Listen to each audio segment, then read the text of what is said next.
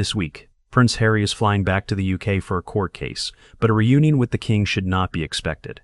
Although Harry plans to ask King Charles to open the Invictus Games next year, the two are unlikely to meet during this visit. We also discuss how the ongoing security dispute could eventually lead to the return of not only Harry, Archie, and Lilibet, but possibly Meghan as well. In addition, we look at Andrew Mountbatten Windsor's new home. And the Princess of Wales reflects with gratitude as she celebrates her 44th birthday with an all-girls lunch. I'm the Sun's royal editor, Matt Wilkinson, and joining me to discuss all this and more are the Sun's royal photographer, Arthur Edwards, and news commentators Samara Gill. We're expecting Prince Harry to land in the UK very soon if his court case against the newspaper goes ahead. However, Arthur, it doesn't look like he'll reunite with the King this time. As we're told, Charles will be in Scotland, and they may not be able to meet. Do you think that's a wise decision?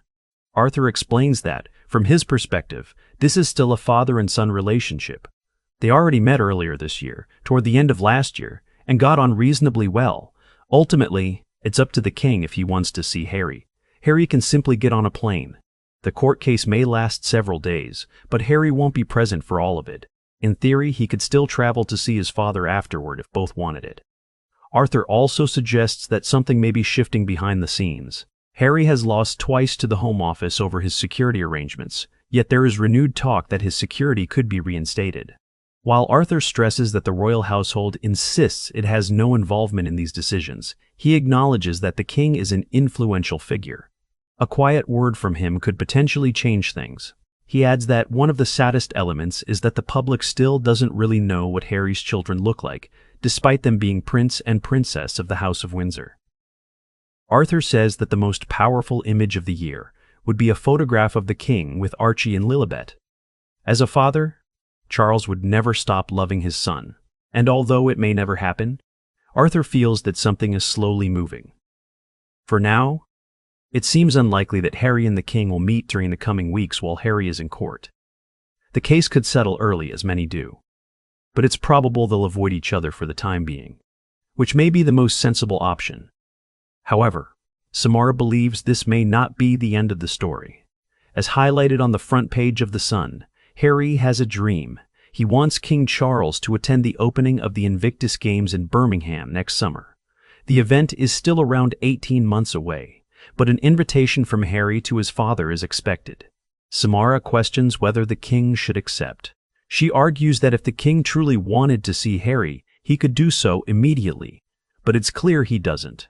While Harry would benefit enormously from being publicly photographed with the King, Samara believes the King should not agree. She points to Harry's recent BBC interview, in which he accused the royal family of having a hand in denying him security. In her view, Harry cannot publicly attack the institution and then expect public reconciliation. You can't have your cake and eat it too. The King will need to take a firm stance on this if he wants to retain any sense of dignity, in my opinion.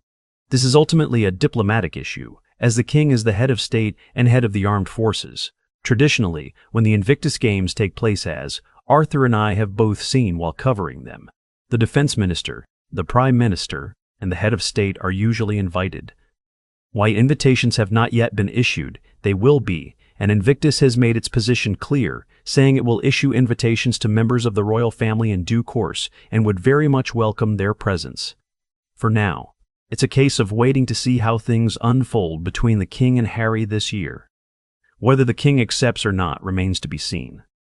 Having worked around the King for many years, I can say he is a kind, decent, and deeply caring man. He used to refer to Harry as my darling boy. And you don't forget raising a child or enduring the trauma of having to tell your son that his mother has died. Those moments matter deeply. Something could still happen. It may or may not, it's entirely up to His Majesty. If he wants to do it, he will. If not, he won't. Harry's desire for this is clear. We've reported that it's his dream to have his father attend the Invictus Games. The event is hugely important to him, and this could be Harry's way of trying to make peace or seek forgiveness. Whether that succeeds is another matter. Their last meeting produced no public outcome, and no one knows what was said, but reconciliation often requires humility. Harry may need to offer a full public apology, not just to the Queen's memory, but also to his brother for the damage he's done. Still, with families, anything is possible. If both sides want it, it will happen. If they don't, it won't. We won't know until the moment arrives. As for the Invictus Games themselves, having covered the very first one in Colorado Springs, I can say they are extraordinary. The courage and determination of injured servicemen and women competing is truly inspiring. Harry deserves enormous credit for creating something so meaningful. That said, there's a growing sense that the games have shifted away from their original purpose. It increasingly feels like a PR exercise for the Sussexes rather than a platform for wounded soldiers. The focus seems to be on brand Sussex rather than rehabilitation and service. Meghan's involvement has only amplified that perception. It's disappointing, because the spotlight should be on the veterans, not Harry and Meghan. There's also a practical reality. Media coverage of the Invictus Games largely consists of royal photographers and reporters, not defense correspondents or disability specialists. Without Harry and Meghan, the event would receive far less attention. That is the uncomfortable truth. Their presence adds stardust, and this time, Harry clearly wants the king there as well. The question then becomes whether Meghan will attend, because once she does, the event inevitably becomes a spectacle. We asked our viewers whether King Charles should accept an invitation to the Invictus Games. The response was overwhelming. 93% said absolutely not, believing Harry has gone too far. Only 7% supported the idea, viewing it as a father and son matter. Some viewer comments stood out. One said it wasn't an olive branch at all, but an attempt by Harry to use the royal family for attention and publicity, echoing the concern that this is about brand rehabilitation. Another argued that this isn't about family dynamics at all, but about the king supporting veterans, which is arguably the most important point of all. Of course, that's true, but it's worth noting that no head of state has attended the Invictus Games so far. Since the next games are in Birmingham, it's not impossible that the king could go. His diary is famously full of unexpected visits to remote parts of the country because he accepts invitations and takes his duties seriously. No one truly knows what he will decide. Some believe he won't attend, others think he might. One final viewer summed it up simply: "This is a family matter between a father and a son, and none of our business." So, that's us told, and we should probably move on a little. Still sticking with the Invictus Games and with Harry and Meghan apologies, but there is more to cover when it comes to the Sussexes. Meghan could potentially return this summer because the Invictus Games will hold a 12-month countdown event in Birmingham. It's a date already in the diary, and if security arrangements are approved, there are plans for the Duchess of Sussex to come to the UK. I never thought she would return. Yes, Britain, the country she's spoken so fondly about, the country she's never criticized or produced documentaries about. It's certainly an interesting development. Personally, I'm about 50-50 on whether she will actually come. You're right. She's effectively said she never wants to return, and public feeling reflects that. If she does come, she'll have to be prepared for boos. There will be booing. At the Platinum Jubilee at St. Paul's Cathedral, there were audible boos as the Sussexes arrived. I was there. That was the last time she visited. Then there was the long walk at Windsor after the death of Queen Elizabeth II, where the atmosphere towards Meghan was visibly hostile. She would need to prepare for that kind of reaction. The question is whether she would be put off by such opposition.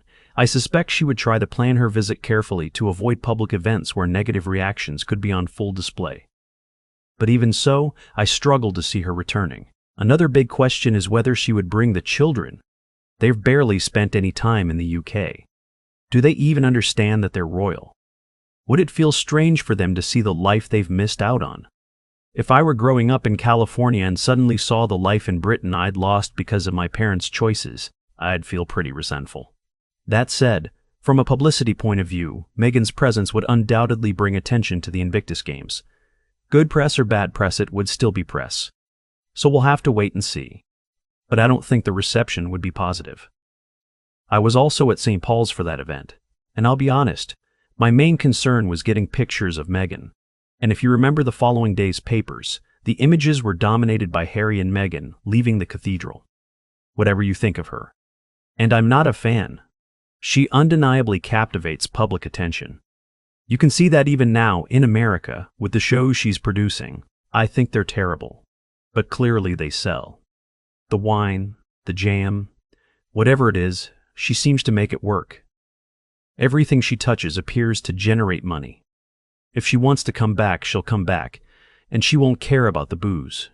She would need serious police protection if she did return, because someone could easily throw something at her. I honestly can't recall speaking to a woman over 30 in Britain who has had anything positive to say about Meghan. She's deeply unpopular here, but I don't think that would concern her if she believed it would help sell more jam or wine. If she did attend Invictus, I wouldn't be surprised to see commercial elements involved. At a previous Invictus event, there was even a yellow bench on display to promote her children's book.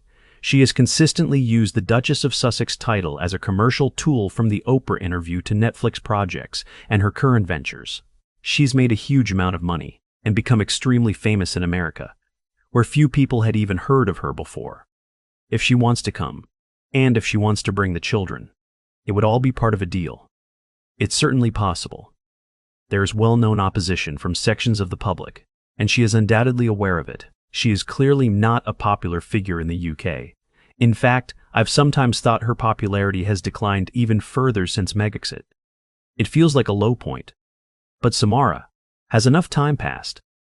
She's been relatively quiet over the last couple of years.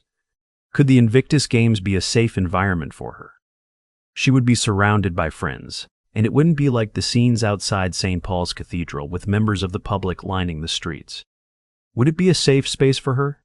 Samara argues that if invitations are extended to members of the royal family, it may not feel so safe after all. Any interaction could quickly become drama, leaked, or reported in the media. She believes the situation would be extremely tense if Meghan stepped foot back in the country. As for security concerns, she finds them overblown, pointing out that Meghan appeared perfectly comfortable walking around Paris with minimal visible security. In her view, claims that it's too unsafe for her to return to the UK don't fully stack up. That said, Samara concedes that Invictus itself would likely be a relatively controlled and safe environment. But she also believes Meghan currently needs Invictus more than Invictus needs her. With several deals falling through last year and little on the horizon, this year hasn't looked especially strong for her, and Invictus could offer a much-needed boost to her profile. And that really is the heart of it, drama. Will Meghan turn up? Will Harry meet the king? Wherever they go, drama follows. As a final thought on Invictus and the possibility of Meghan returning, it all comes wrapped in drama. Could that discourage the king or other members of the royal family from getting involved? Arthur thinks it might. He's certain that William and Catherine would not attend, and likely neither would the Queen, given some of the harsh things Harry has written about them. Much remains unknown. If Meghan does come, she will undoubtedly require significant security. Arthur reflects on the past, recalling when Prince Charles became engaged to Camilla. At the time, he expected public hostility and abuse, but it never materialized. Despite the controversy surrounding Camilla, she was largely embraced by the public. That experience makes him question whether public dislike necessarily translates into real-world hostility. While there may always be a few extremists, most people, he believes, would behave respectfully. It's important to be clear on one point. While there is debate about security and public opinion, no one is advocating hostility toward Harry or Meghan. If they come to the UK, they deserve to be treated with basic respect. Arthur adds that it would be wonderful if they brought the children. He would love to see them, hear their American accents, and finally put faces to the titles of Prince and Princess they received after Queen Elizabeth's death. A photograph of the king with his grandchildren would be his picture of the year. It could happen, but he doesn't think it will. Arthur doubts Meghan would reveal the children at a charity event. He suspects that moment will be saved for a commercial opportunity. In his view, nothing would be done for free. He also notes that one of Harry's close friends once said Harry's happiest place is still out on the road, raising the possibility that Harry might travel alone, leaving Meghan and the children behind. However, Meghan herself recently said that spending 3 weeks away from her children was one of the hardest experiences of her life, making it unlikely she would come to the UK without them. Arthur ends on a personal note, saying he misses Harry and enjoyed working with him. He expects to see plenty of him this year, particularly with court appearances, though he jokes that Harry always seems to look grumpy these days. No, personally, speaking for Arthur here, I really liked Harry. We had some great times working with him. He was a fantastic person to work with, cheerful, warm, and genuinely good company. That spark just doesn't seem to be there anymore, which is sad to see. Right, let's move on from Harry and turn to a much simpler and easier member of the royal family to discuss, Andrew Mountbatten Windsor. Yes, that famously uncomplicated figure, no drama there at all. We've been to what we believe is Marsh Farm on the Sandringham estate over the past few days. A lot of work is going on there, with security fencing going up and renovations underway to prepare the house for a former prince. We're told he could be moved into his permanent home by Easter. However, he may leave Royal Lodge and move into temporary accommodation as early as next month, around his 66th birthday. The photos of Marsh Farm show a run-down, ramshackle property. Is he going to be happy there? Arthur says that while some people describe parts of the Sandringham estate as unremarkable, it's actually beautiful, tree-lined, and peaceful. The farm itself isn't right in the heart of Sandringham, but sits across the road and still forms part of the wider estate. However, the house is in very poor condition and hasn't been lived in for a long time. From what Arthur's heard, it's unlikely to be ready by April. If Andrew does leave Royal Lodge sooner, it may be to somewhere temporary. Arthur adds that if Andrew is going to be placed there permanently, the property should at least be done properly. A great deal of money was spent refurbishing Harry and Meghan's home, which they ultimately rejected. He hopes that if Andrew moves in, the house will at least be made comfortable. Samara is far less sympathetic.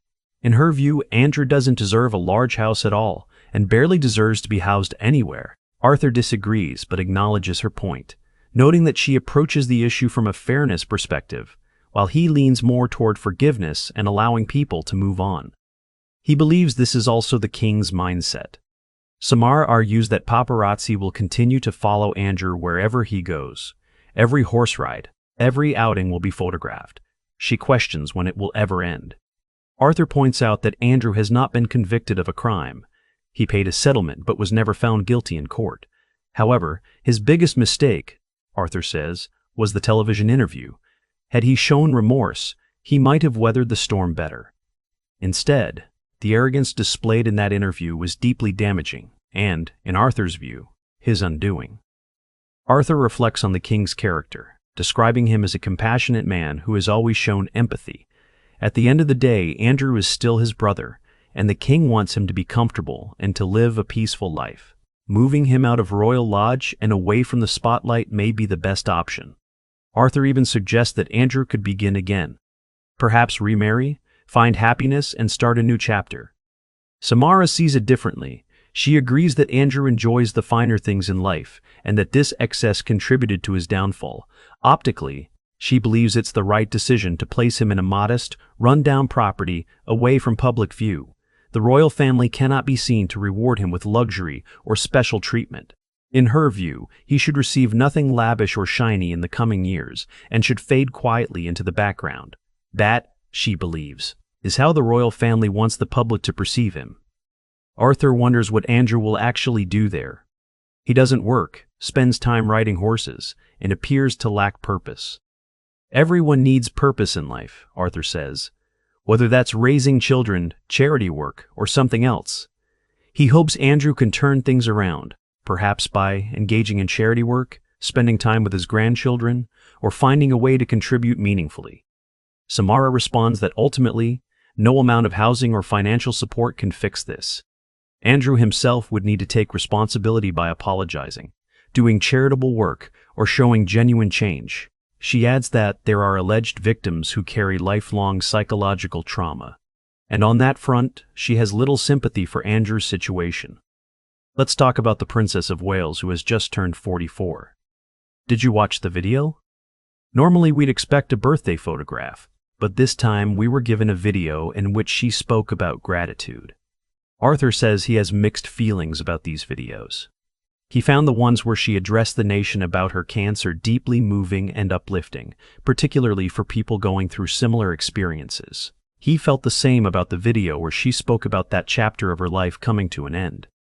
Those moments, he says, were powerful and genuine.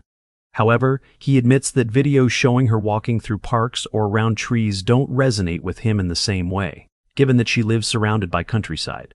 Whether it's Sandringham or near Windsor, those scenes feel fairly ordinary to him.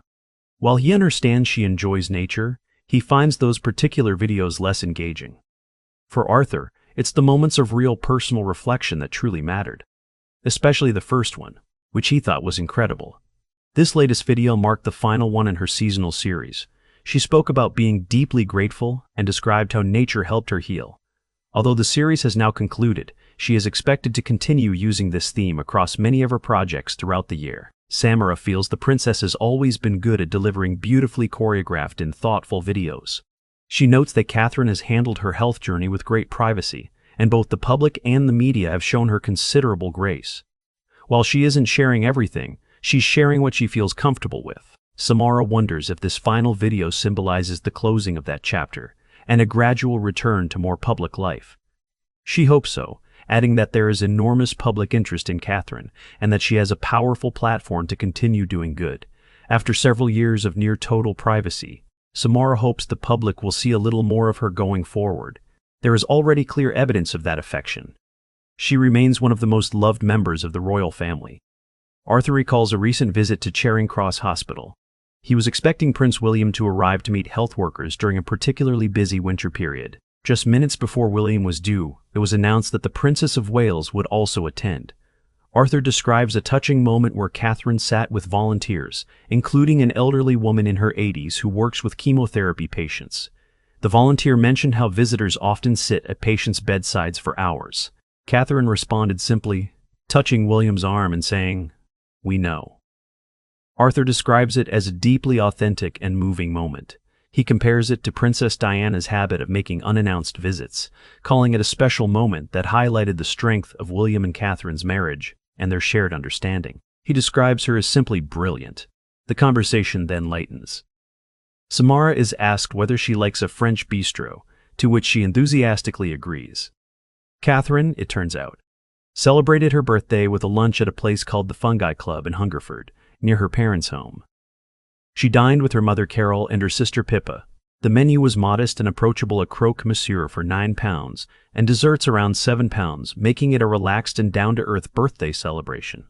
Samara agrees it sounds like a lovely way to celebrate and a very fitting choice for her. Okay, let's talk about the Princess of Wales. She's just turned 44. Did you watch the video?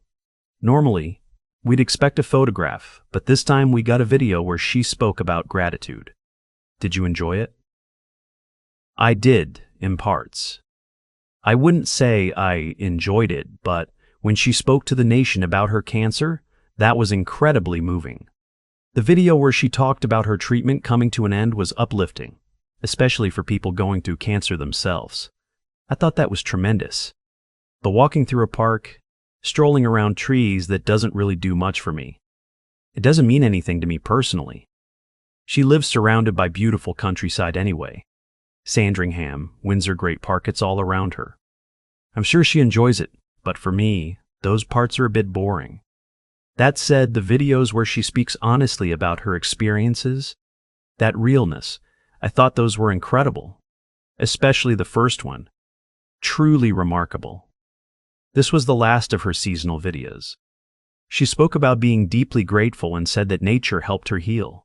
While it's the final video in this series, she plans to carry this idea forward into many other projects throughout the year. She's always been good at producing beautifully choreographed videos, and I did think this one was really nice. She's gone through her health journey very privately, and both the public and the media have given her a lot of grace. She's not sharing everything, but she's sharing as much as she feels comfortable with. I do wonder whether this feels like a final chapter, whether she's closing the door on that journey and stepping a bit more into public life. I certainly hope so. There's so much public interest in her, and she could use her platform for even more good. She's had quite a few years of near total privacy, so hopefully we'll see a little more going forward. We're already seeing more, and there's so much affection for her. She really is the most loved. Absolutely. I was at Charing Cross Hospital last week. We were expecting Prince William to arrive to meet health workers during what's been a very busy winter period. Just minutes before he arrived, we were told the Princess of Wales would be coming too. It was a bombshell. There was a wonderful moment where Catherine sat with volunteers. One of them, Maureen, she's in her 80s and volunteers with chemotherapy patients, said that families often sit at the bedside for hours. Catherine replied, "I know," and gently touched William's arm, saying, "We know." She's brilliant in moments like that. Truly brilliant. That was a very special gesture. Diana used to do that too. Turning up unannounced. That small touch between Catherine and William said everything. It shows how strong their marriage is. Do you like a French bistro? Love one. Well, for her birthday, Catherine went to a place called the Fungi Club in Hungerford, near her parents' home. She had lunch with Carol and Pippa. The menu isn't extravagant, a croque-monsieur for £9, dessert for £7. Just a nice, relaxed birthday lunch with the girls. That feels very Catherine. From the start, she wore Zara and accessible brands. Very much a people's princess. It shows she hasn't forgotten her roots. Family matters most to her. She's not in Beverly Hills or Venice Beach like Meghan across the pond. It highlights the contrast between how the two choose to live and be perceived. It was a lovely girls' lunch, and honestly, on your birthday, you should do exactly what you want. She's a fun person too. She laughs, enjoys conversation. That's what makes her so relatable. Now, Sophie, Duchess of Edinburgh, turns 60 on Tuesday. What would you buy her? I'd buy her a beautiful bouquet of flowers. Years ago, when she was first seeing Edward, I bought her flowers at her office. But they looked awful in the photos. I learned my lesson. This time, it would be a huge bouquet. I'd give her a medal for surviving royal life without suing anyone or starting a podcast. But seriously, the royals appreciate thoughtful, homemade gifts. Catherine once gave the Queen a jar of chutney. Something simple and personal always means more than something lavish. Looking ahead to state visits, which leader would you like the King to host next? Ireland. The King loves Ireland and used to visit every year. Now, as head of state, he can't just go privately. Inviting the Irish president for a state visit would allow him to reconnect with that relationship. He's made a huge difference there over the years. I'd love to see Italy, Giorgia Meloni. The King and Queen both love Italy, and she's such a unique European leader. It would be fascinating. I'd also like to see more from Canada. 24 hours just isn't enough. Let's do more with our Canadian friends. Finally, Zara and Mike Tyndall are in Australia for the Magic Millions. Past or present, who's your favorite royal duo? Zara and Mike are up there. But I'd say Charlotte and Louis. Their dynamic is hilarious. She's always keeping him in line. For me, it's the King and Queen. They laugh together, enjoy life together, and still have so much vitality. They're stars. I'm gonna say William and George. I love seeing them together at football matches. Just a dad and his son. Agreed. That's brilliant. Thanks, everyone. Thanks, everyone. Thanks, everyone. Thanks, everyone. We've covered a lot this week. Thanks for watching. Don't forget to comment and subscribe.